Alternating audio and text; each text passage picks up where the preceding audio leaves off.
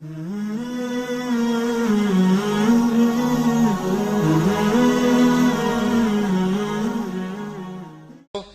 شک آپ اس شخص کو ڈر سنائیں من اتبع ذکر، جو نصیحت کو مانے، وخشی الرحمن بالغیب، اور بن دیکھے رب کو مانے۔ یار جب کوئی دیکھ لے، سامنے آنکھوں کے آ جائے، تو پھر تو وہ فرعون نے بھی کہا تھا نا آمنت برب موسیٰ، میں موسیٰ کے رب پر ایمان لایا ہوں۔ تو دیکھ کے یہ تو بدبخت ایسے تھے، چاند ٹکڑے ہوتے دیکھا پھر بھی نہ مانا، اور مدینے والوں نے کچھ بھی نہ دیکھا، کہا ہم جانے وار دیں گے آپ کے نام پہ۔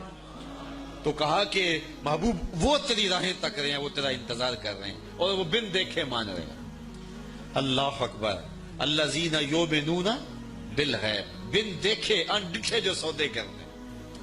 بڑا معروف نام ہے بہلول کا۔ مجاذیب میں مجذوب وہ ہوتا ہے کہ تجلیات کے وفود سے جس کا چراغ عقل ٹوٹ جائے، بجھ جائے، جس کا شیشہ عقل ٹوٹ جائے، اس کو مجذوب کہتے ہیں، لیکن اللہ کی قربت کے سائے میں وہ رہتا ہے۔ اقبال نے بھی کہا کہ نہ پوچھ ان خرقہ پوشوں کی، ارادت ہو تو دیکھ ان کو، ید بیضا لیے بیٹھے ہیں اپنی آستینوں میں، تمنا درد دل کی ہو تو کر خدمت فقیروں کی، نہیں ملتا یہ گوہر بادشاہوں کے خزینوں۔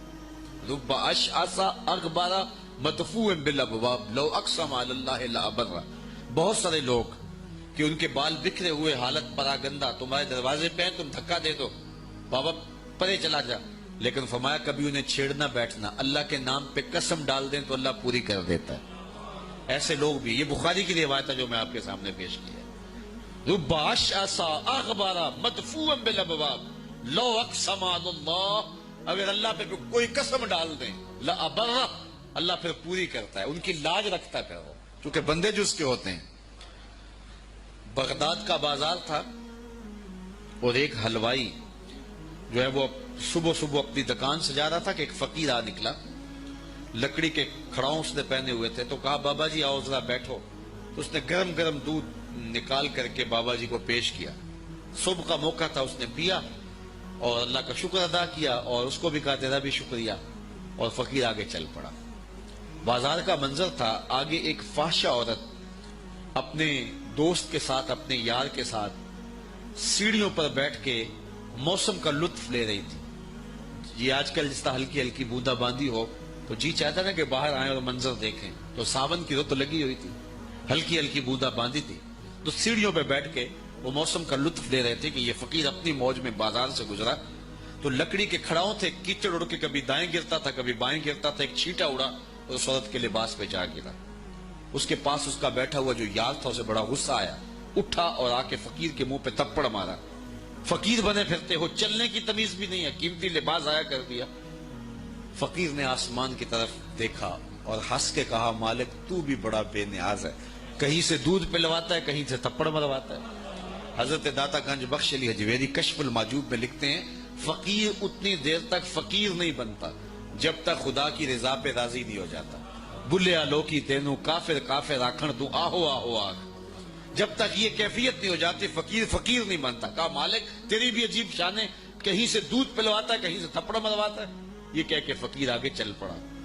وہ عورت چھت پہ جانے لگی تو پاؤں پھسلا سیڑھی سے تو سر کے بل گری، چوٹ کوئی ایسی آئی کہ موقع پہ فوت ہو گئی۔ شور مچ گیا کہ فقیر نے کوئی بد دعا دی تھی آسمان کی طرف منہ کر کے، تو یہ قیمتی جان چلی گئی۔ فقیر ابھی بازار کے دوسرے کونے تک نہیں پہنچنے پائے تھے کہ پکڑ لیے گئے۔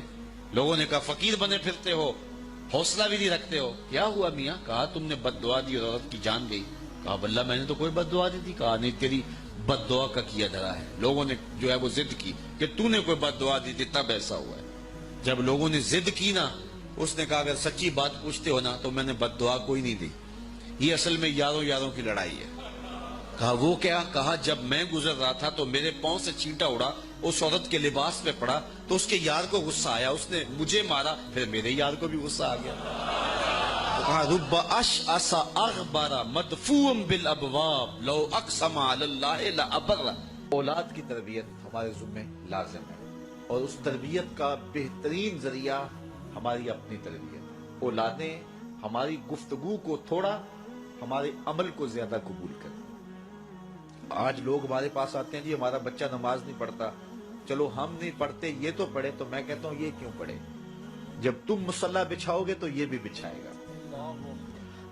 تو ہم نے اپنے عمل سے اپنی اولاد کو جو ہے وہ سیدھا کرنا ہے اور ان کو درست راستے پہ لانا ہے۔ بالخصوص بچے جب چھوٹے ہوتے ہیں اس وقت وہ ماں باپ کی بات کو غور سے سنتے ہیں، انہیں ماں باپ سے بہت زیادہ محتاجی ہوتی ہے، ضرورت مند ہوتے ہیں اور ماں باپ کی عادات کو کاپی کرتے ہیں، اور عموماً ہم بچوں کو اس عمر میں توجہ نہیں دیتے۔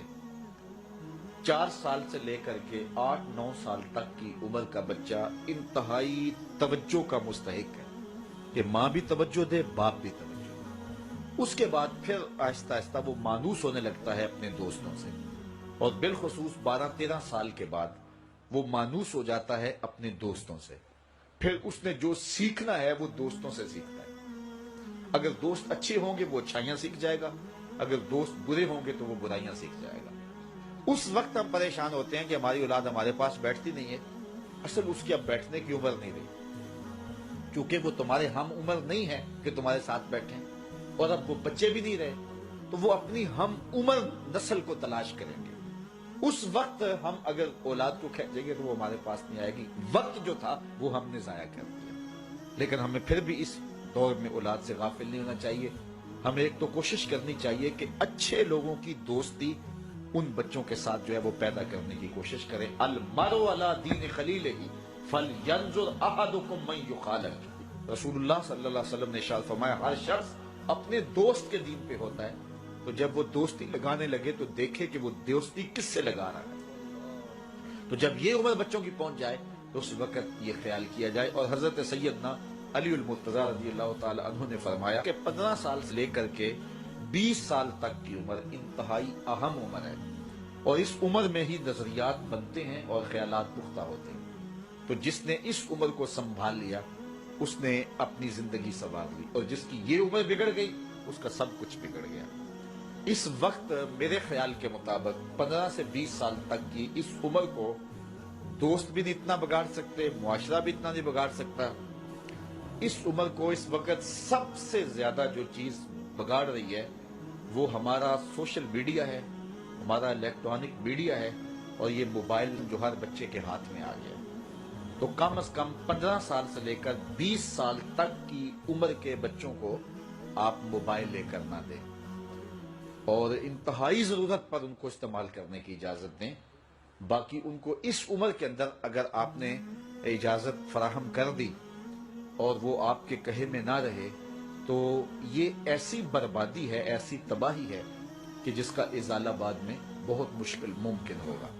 اس لیے اس وقت سب سے زیادہ ہمیں جو چیز نقصان پہنچا رہی ہے، ہماری معاشرت کو جو چیز کھوکھلا کر رہی ہے وہ یہ چیز ہے۔ یہ میں کل کی ایک رپورٹ پڑھ رہا تھا انڈیا کی، کہ انڈیا کا جو معاشرہ ہے اس میں جو نوجوان ہیں وہ بالکل اس میڈیا کی وجہ سے برباد ہو گئے، اور پاکستان میں بھی اس کے اثرات جو ہیں وہ بہت سارے ہیں۔ لیکن یہاں اب بھی کوئی شرم و حیا موجود ہے، لیکن اگر ہم نے اپنی نسل کے آگے بند نہ باندھا تو یہ میڈیا مغرب کی جانب سے ہماری معاشرتوں کو تباہ کرنے کے لیے ایک ہتھیار کے طور پہ استعمال کیا جا رہا ہے، اور ہماری نسل بڑی تیزی کے ساتھ جو ہے اس کا شکار ہو رہی ہے، اور گھر لٹ رہے ہیں، شرم و حیا وہ جو ہے وہ اس کا جنازہ نکل رہا ہے۔ تو اس حوالے سے والدین کو خصوصی توجہ دینے کی ضرورت ہے۔ پھر ہاتھ ملیں گے تو پھر جو ہے وہ اس کا کوئی علاج نہیں ہوگا۔ لکھا ہے وہ ہمیں مل کے رہے گا۔ شیخ سعدی شیرازی فرماتے ہیں یہ کبھی نہیں ہوتا کہ مقدر کا لکھا نہ ملے، ہمارے اوپر صرف کوشش کرنا ہے۔ انہوں نے بڑی خوبصورت مثال دی کہ ایک بندہ جا رہا تھا جنگل میں، تو اس نے دیکھا کہ ایک لومڑی ہے جس کے پاؤں بھی کٹے ہیں، ہاتھ بھی کٹے ہوئے۔ تو اس نے کہا مالک تو اس کو کیسے رزق دیتا ہوگا؟ تو وہ ایک درخت پہ چڑھ کے بیٹھ گیا۔ ایک شیر آیا، اس نے شکار کیا اور کچھ کھایا اور باقی بس خوردہ چھوڑ کے چلا گیا۔ یہ رینگتی ہوئی آگے بڑھی اور وہ جو بچہ کھچا تھا اس نے وہ کھا لیا۔ تو اس کا بڑا یقین کامل ہو گیا۔ اس نے کہا کہ مالک تو کتنا کریم ہے، اس کو بھی رزق دیتا ہے۔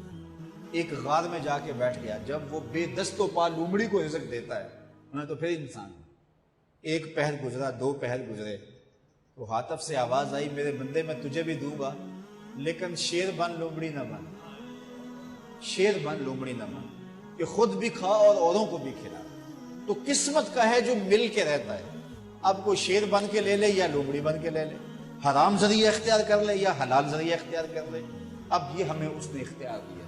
فَلَنُحْيِيَنَّهُ حَيَاتًا طَيِّبَةً، اللہ فرماتا ہے کہ جو میرا ہو جائے پھر میں ستھری زندگی دے دیتا ہوں، میں پاکیزہ زندگی دے دیتا ہوں، میں نورانی زندگی عطا کر دیتا ہوں۔ تو یقیناً جو اس کے ہو جائیں پھر اللہ اس کا ہو جاتا ہے۔ فَلَنُحْيِيَنَّهُ حَيَاتًا طَيِّبَةً کا روپ چڑھتا ہے ان کے چہرے کے اوپر، زندہ ہوتے ہیں تو خوبصورت زندگی گزارتے ہیں، اور جب اس دنیا سے جاتے ہیں تو پھر بھی خوبصورت زندگی گزارتے ہیں۔